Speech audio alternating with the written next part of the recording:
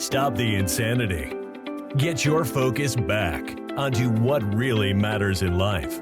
Your faith, your family, your finances, and your future. Sit back, listen, and change the trajectory of your life. You are listening to the Money for Life podcast. Let's welcome your hosts, Teresa Kuhn and Rick Sapio. I want you to hear this question loud and clear. Is nostalgia holding you back? That's a question. What the hell is Rick talking about? We're here at Money for Life. We want you to be the best in the world and the most fulfilled in 4 areas. You know the areas. But, I like repetition because repetition beats that drum. Faith, family, finances, and future. And we talk a lot about simplicity. We talk a lot about probability. We talk a lot about leverage. We have another podcast on those 3 words. But now we're going to roll simplicity, probability, and leverage into nostalgia. How does that fit? So Teresa, my partner who lives and breathes Money for Life, why did you want to talk about this topic? Because I think it's a great topic. And hi, everybody. This is Teresa. And you have a very interesting story around nostalgia. And I think it's going to smack people in the face when they first hear it, because it's one of those areas that I had to think really long and hard, Rick. It is the way you position nostalgia is very different than what people, I think, feel intuitively and emotionally around nostalgia. And so I think this is going to be a little bit controversial, and I think you're going to get a lot of pushback, but it's a good story nonetheless. What I like about you is you know your truth, and I know my truth. When we're together, our truths may not be exactly identical, but I think it's important for everyone to put a stake in the ground for their beliefs. And I want to talk to you about a stake in the ground that I put. I have to tell you, I was skeptical. A friend of mine said, Rick, get on the phone with this woman, Lynn. She's a coach. And I'm like, damn, I don't need any more coaches. I have enough coaches. I'm very coachable. And I get on the phone, and we only had one conversation. And she was about 70 years old, if I remember right. It was about 2 years ago. She says, I'm called to tell you a story. And I was like, okay, whatever. We were not on a video call. We were just on the phone. And she said, this is how I recall it. She said about 25 years ago, I was having dinner in a restaurant in Colorado with my daughter, and it was before cell phones, and the world was a better place then before cell phones. I remember that. And she said a fire truck went by the restaurant, and then another truck, and then another one. And when the 7th fire truck went by, she said to me, we decided to follow the fire truck, and they weren't far away. So we, ran after them, and we had to run a mile or so up a hill. And lo and behold, the fire trucks were in front of her house. And she said, when I got there, my life's work, it was a conference center. It was where my husband and 4 kids and I built a practice. It was where all my ideas were, every written note, movie scripts, journals, employee files. It was my home, it was my business, it was my life. It burned to the ground. And I have this image that I use when I explain the story of a burning house. It's crazy. She said, every single thing I created was overdone, didn't exist anymore. And she said, I melted down and I started having a temper tantrum, which lasted about 10 minutes. And then it hit me like a giant lightning bolt. She said, I jumped up, I looked up at the sky, and I said, thank you, God, I am free. And she said, Rick, you need to burn everything down. And I'm like, holy cow. It hit me right in the gut so hard because I had been and have been in the same office for 25 plus years. I have 4,000 square foot of files. I had an employee file. I have an employee file. I had over a foot thick just for me. Never mind all the other employees that came and went. And every inch of my 4,000 square foot company's office space, for the one that I used, was filled with files. And I thought, wow. So she hit me between the eyes. I hung up the phone. I didn't do anything with that information. I just thought about it. So, first of all, a lot of people are thinking, how could something that horrible, because we've got our foot or half of our life is living in the past. Remember that football game or that Easter or that event. And it didn't occur to me until that point in time how nostalgia is destructive to human beings.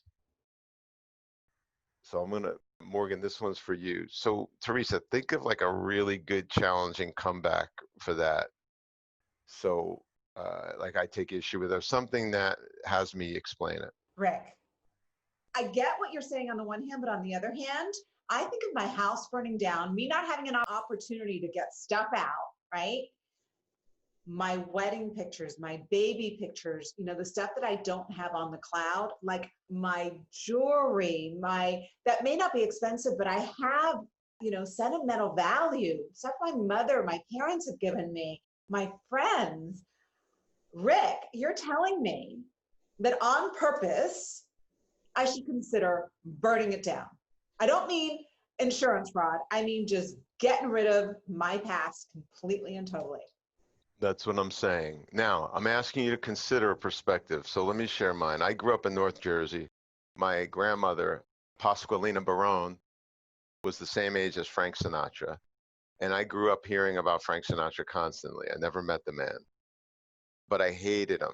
And I hated him because my whole family is from Hoboken, New Jersey. And Frank Sinatra, when he was 33, he'd said to the city of Hoboken, that was his hometown, his whole life up to 33, that I love Hoboken. Thank you for the parades every year, the Frank Sinatra parade. Thank you for naming a boulevard after me, Frank Sinatra Boulevard, Frank Sinatra Way at the time. But I'm never coming back. And here's the funny thing. Hoboken is about a mile from Manhattan, New York City. Frank Sinatra spent an enormous amount of time in New York City over the next 50 years. And the mayor would call him and go, Frank, we're having another parade. Are you coming back? He never came back. He never came back. And it drove me nuts. I hated it. And I would say, how could he not come back to his hometown? I don't get it. That's bizarre. Until I heard him in an interview say, I could not be the greatest entertainer in the world. I could not be Frank Sinatra. I could not reinvent myself often if nostalgia was in my way. And then he said these words. He said, nostalgia is an anchor for people. So we're anchored to the past. And once that story came out and I read that story, I said, holy shit, nostalgia is holding me back. I want everything to be like it was. And so it was so ironic. My friend Sean McGinnis called me up and he said, I don't know, I really feel like you're the perfect guy for this because I've been to your office. This woman, Christina, cleans offices out. She follows this process that she created. She's going to come to your office and clean everything out. So we talked on the phone. She goes, I don't know if you're going to be ready for this. I do this for executives. You could hire anybody you want if you're listening to this, but I will literally help you throw everything out. How much extra stuff do you have? And I said, well, 1-800-GOT-JUNK, probably 3 truckloads. So she came and she stayed with me for a week, and there was 17 truckloads that went bye-bye. 17 truckloads. My pictures with famous people, letters. I kept everything from college when I used to write notes back and forth, love letters from past relationships, photos from past relationships. So wait a minute. You didn't digitize it and put it on the cloud? Nope. So you didn't save a copy of it? Nope. Nostalgia holds you back and me back and everyone. Now, if you have no desire to have a much bigger future than your past, then you're probably pushing back. You're probably thinking, like you might be thinking, Teresa, he's freaking crazy. But I believe that my future is much bigger than my past. And I believe your future is much bigger than your past. And I'd like you to consider this perspective. Here's the moment of truth. She comes to me, and I kept 30 years of journals, 11 years in a row where I didn't miss one day of writing. And she goes, all right, Rick, moment of truth. Here's a journal. It's a big, thick journal. I'm staring at it. And she goes, what are you going to do? And I just opened to a random page, and it was like July 1999. and it talked about a date that I had been on. Now, keep in mind, I didn't get married till 2006, my one and only bride. And we got to talk about marriage because you got an interesting marriage and so do I. Not on this podcast. So anyway, I'm reading this about this girl. I didn't remember her name. I didn't remember the restaurant, and it was a great date. And I closed the book and I said, why would I keep the journal of someone that I don't even know anymore? Burn it. And that, after that, it was easy. Everything went, every single solitary thing. What about baby pictures? What about your pictures of you dating your wife? Well, we didn't have those pictures in my office. So this was just an office cleanse. My wife and I tend to be, we don't have that much stuff. We only have one house. So I can get to that later. But the point was, I was trying to get my professional life to the next level. Now that you asked about baby pictures, I got to admit, kind of embarrassed by this. I don't use a smartphone. I don't take pictures. I don't have videos or anything unless somebody sends it to me. And I recently showed you a video that my sister sent me of my son. Because again, I want to be present.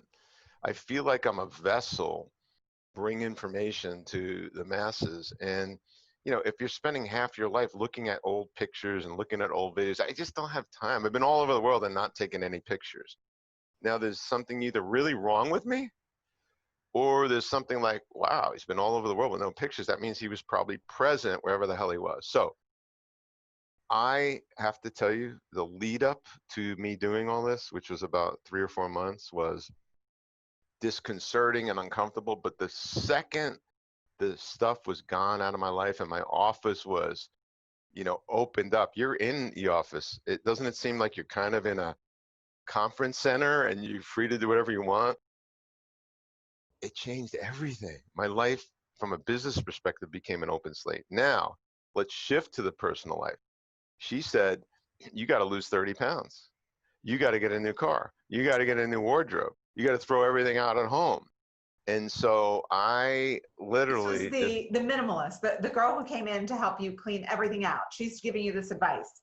This wasn't the coach. It's the same person. She is the coach. She's a minimalist coach, but she's get rid of everything. She is the same one whose house burned down, who had that conversation, and then the person who came in to clean your stuff out. Yep. To be clear, half of it's true. The person whose house burned down, I only talked to once. But the minimalist was the person who came in as a coach, clean your office out, clean your diet, lose weight, get a new car.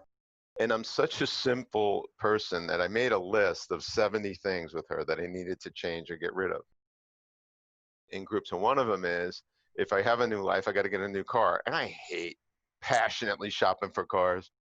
So the dealer loves me because I go to the same dealer all the time. And I walked in, I said, I got 5 minutes to buy a car. I'll take that one. He goes, you want to test drive it? You want to know what it is? I go, no, just take that one. And I wrote myself. Strange guy. And, if it has a warranty, it's good. It's a nice car and it's good. And it was basically a 1-year-old Infiniti on a dealer's lot that on the way to the airport, called me back and I said, can you deliver it to the house and give my wife all the paperwork? And the thing that makes that part of the story interesting is I have a very wealthy friend who was so excited. You know the story, I think, because I mentioned it to you. He bought a new car and he ended up saving $1,000 on the best price that he got from the first time he went to the dealer. But he went to 27 dealers to save a lousy $1,000. I'm like, are you that vain and addicted to stuff? Like, really? That's just insanity to me. Like, who cares if I paid an extra $1,000? I was there 5 minutes. My car is great. You've been in it. It's fine. So here's the thing. We're spending so much as a percentage of our waking hours on crap, on stuff we don't need, on nostalgia, on toxicity that's in our lives, whether it's relationships or stuff. And I am going to ask all of you to put a stake in the ground and say, I want my future to be bigger than my past.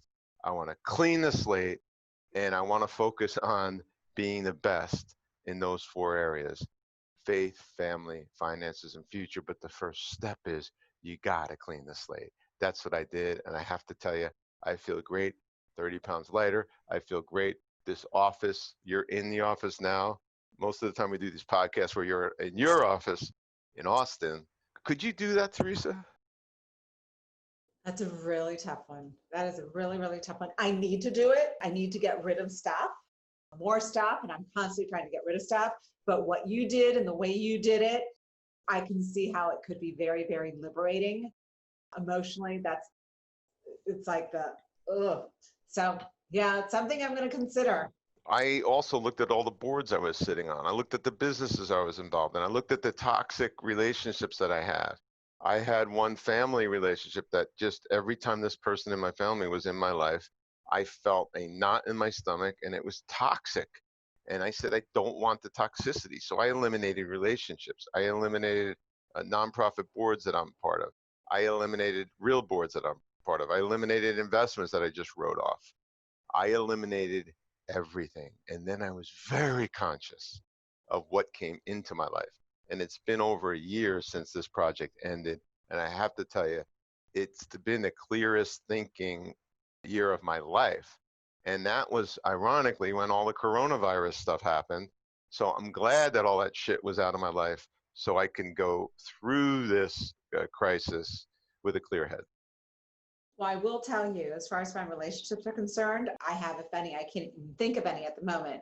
I have no drama in my relationship. So that's awesome. And I figured that out in my 20s when I was 31 and I had my son. I had brought him home from the hospital. I remember carrying him, and I was the Rotary. I was on the chamber. I was in every local civic, philanthropic organization that you could think of. And with my baby in my arms, I picked up the phone and I resigned from every single board. And I realized something huge at the time, Rick, and that was really big for me. And the only one I didn't resign was the Rotary, because I was president. I didn't feel right resigning from that one, but soon after I did, because my focus at the time was that child that I had in my arms, and I loved it. You know what I learned from that? And this isn't to say sitting on boards and being philanthropic is a bad thing. It can be a very good thing.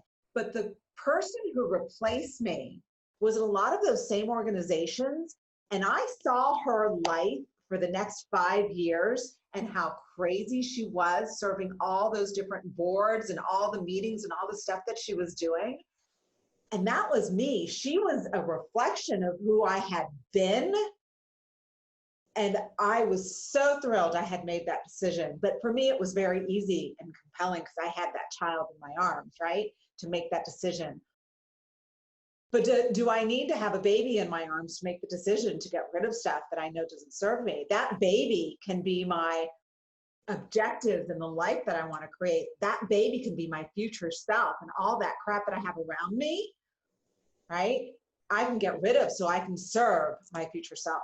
I think for you, that baby represented maybe the only opportunity that you would have to be a mom. Yeah. Totally. I could get pregnant. I couldn't keep the babies. That was my issue. It was easy for me to get pregnant.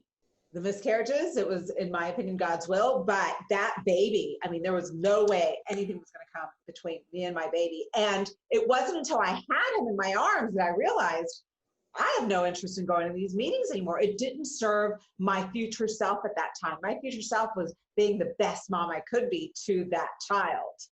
And so it was very easy.